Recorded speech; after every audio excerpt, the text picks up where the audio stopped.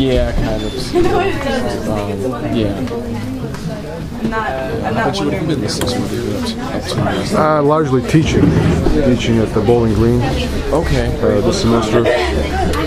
So you're an instructor, or you're part-time, just for a semester, a year. Okay. Yeah. Has that been all right? What's that? I don't want to. No, talk over you. No. Has that been working? Hello, good evening, friends. We're the Beehive Design Collective, for those of you who have no idea who we are and why we have a big giant poster right here. Before we get started, we really want to thank this space. We're really excited this place exists. I didn't really understand we were coming into. This place is really rad, and we appreciate you having us tonight. And we want to let you know that we're not here to tell you how it is, and then you listen to us and consume information and then agree with us and think how right we are. We're here to have a conversation with you about something that we've talked to a lot of people about.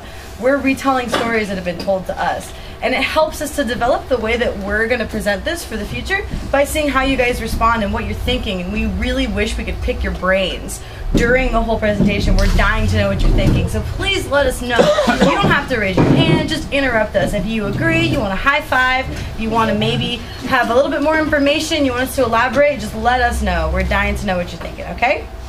And, oh, I didn't introduce us. I'm Erin. Hello. Hello, Erin. Hello. This is Kevin. Hey. This is Tyler. Hello. And this is Acadia. Wow, they're so interactive already. I know, you guys are already way fun. Spoil us. Okay, and take it away, Kevin. I'm gonna sit in this chair. So, thanks for coming to pay attention to us for a little minute. So we're the Beehive Collective, and we're a group of artists and activists and educators and all sorts of skills working together collaboratively for the past 10 years to make these tools that people use for organizing and education work. We say that our mission is to cross-pollinate the grassroots by making images that can be used to talk about scary, overwhelming, complex, often demobilizing things. And so for us, this is about being on this big adventure of figuring out how to talk about what's going on in the world in a way that's super accessible for people and helps you find your place in the story. And so that's why we're way into like interacting with the audiences and learning as we go along. So everything that we're about to tell you is an evolution of us being sort of strapped to this big adventure for the past 10 years. And people often get really curious of who we are and where we're based and how we're pulling this off and all that sort of behind the scenes, Beehive, real life, the process, questions. And so I'm going to go through and just give a brief introduction to the larger picture of what our group's work is. And please feel free to ask questions because it helps me be able to direct this big long story of what we're doing. And so, like I said, our group has been together for about 10 years now, and early on we decided we wanted to be place-based and do local community organizing as well as the larger activist work that we were running around traveling and doing. And so we bought this building here. This is the Machias Valley Grange Hall, and this is Bad Little Falls. It's a convergence of 3 waterfalls feeding into the Atlantic Ocean. And this is in the far corner of eastern Maine, like near the border of Canada, but also in the ocean. So we're way up in the corner, and our community is a place that's been pretty fucked over economically for a long time, is very familiar with resource extraction, and is really excited about us being there because there's been a lot of youth flight, and it's really hard going in this part of the world. And so we found ourselves wanting to be useful to this place. And by finding this building, we figured out a way to throw down a root and figure out this sort of mutualistic grafting of ourselves onto this community. So, so we bought this building called the Grange. So does anybody know, have you ever heard of Grange Halls? Yeah, sure. All right, so what do we know about Grange Halls? It's a business for selling like grain and merchandises for farmers and commerce, I guess, at the local level. Cool. Yeah, it's been around a really long time. The Granges were a really important, or are a really important piece of the political history, the union history of this country, and they were a really important piece of the rural fabric of the United States.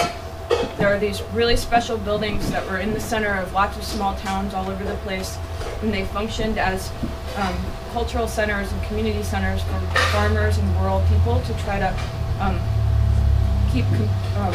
Sorry, I'm like eating dinner while. Rude. All right, so the Grange Halls were an outgrowth of the populist movement from the late 1800s, and it was farmers, rural people organizing to try to hold off the corporate monopolies of the day, the railroad barons, the big agricultural barons, and try to keep agriculture local. So they were craft co-ops. They had a lot of women and youth involved in the power structure of the organization. Some of them were involved in the Underground Railroad, and they had this beautiful history, which we knew a very smidgen amount about. But when we saw this building dilapidated and about to be ripped down, we fell in love with it. And then we found out that there were Grangers who were still meeting in this place and down the road for the past 100 years, and they were really excited about us being able to work with them to restore this space. And so for the past long while, volunteers have been coming from all around the country. A lot of young activists, earth firsters, anarchists, people involved in the anti-globalization movement have been coming to Machias and jumping in and volunteering with all the different skills that it would take to restore this building. And how we've been paying for it is all with donations that we've been getting for the posters as we've been traveling around distributing them. And so at this point, we managed to get the building totally restored for its 100th birthday and had this huge reunion where the Grangers got to come back and start meeting in their building again. And we've been working away since then in restoring the life of the space as well, and not just the husk of the building. And so we have all sorts of events. And in the summer, every August, we've been having this event called the Black Fly Ball, which is kind of undescribably magical at this point. It's about 400 or 500 people show up every year, and it's getting better every year. And y'all are all invited. You should come sometime. It's like the third week in August. Do you have, is that when the black soldier flies are meeting? It's actually missed black fly season, but right. yeah. Anyway, yeah, black flies are around. So yeah, so it's this really magical event where we have radical marching bands come from elsewhere, and then also our town has this ukulele club phenomenon where about 60 people playing ukulele, all these cover songs from like the 70s and 80s. And then we also have this ballroom dancing happening where the band that plays that, they were when they were young, they were the house band of this Grange Hall, so they're all like in their 70s and 80s at this point, and they play the music that they've been playing in that space for a long time. So it brings out all different sorts of people, and it's kind of unbelievable seeing all these people hanging out and partying without alcohol and drugs in this space at the same time. And so for that, it's like a really big treat for our county to have this event happen, and a lot of people refer to it as the Mardi Gras of Eastern Maine. And so y'all should come and see it sometime, because the highlight of it is us all going out to the waterfall and booty shaking, torch lit next to this raging waterfall in the fog. And anyway, you should come. So since 2005, we've been in this other space in town, and this is a different story that's a bit weirder, where so we finished the Grange and we started trying to figure out how to like grow deeper roots in the community and figuring out like how much support we had there. And this other building came up for sale called the Clark Perry House, and the history of this place is entirely different in that ironically it used to belong to the lumber baron of the whole county. So this is kind of the man's house, built with all the finest wood that we clear cut from the region, and it's built like a tank, and that's why we were really excited to have this space. It's not a fixer-upper, and be able to really hunker down and focus on our work more and have live, work, and studio space finally. And so since 2005, we've been sort of stretching out in this amazing space on 2 acres across town and figuring out how to put it to good use for the movement. Eventually, we want to have some kind of activist art residency where people can come and be housed to work on creative projects and have the space they need, good food, good conversation to make things collaborative, and then be able to plug their work into the distribution that we've been setting up for the Beehive over the years. And so